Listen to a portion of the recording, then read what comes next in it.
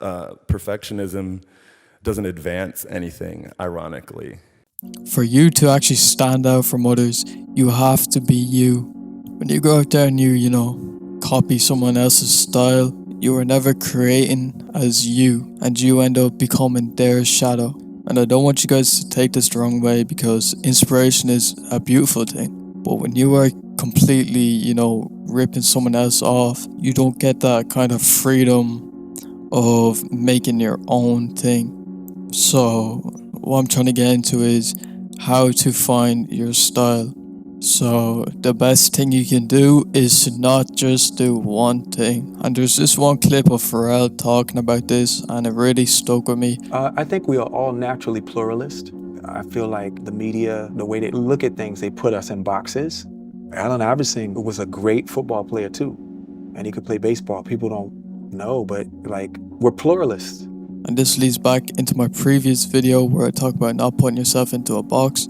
You can find inspiration in every single thing you do.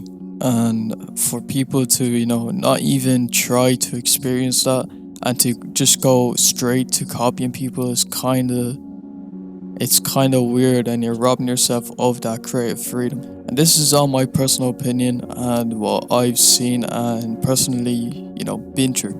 So to actually find your own style, you have to get inspiration from outside sources. And I'm not talking about, going outside and dipping your feet in the water, but I'm talking actually going out there and finding different inspirations, like finding different, movie niches or finding different art styles. And if you're into fashion and all, you can, find your own style in that, mixing all these things together will really, benefit you, and you'll find your own taste in things. And by, asking questions to yourself, like, what are your favorite, art techniques, or what's your favorite art style?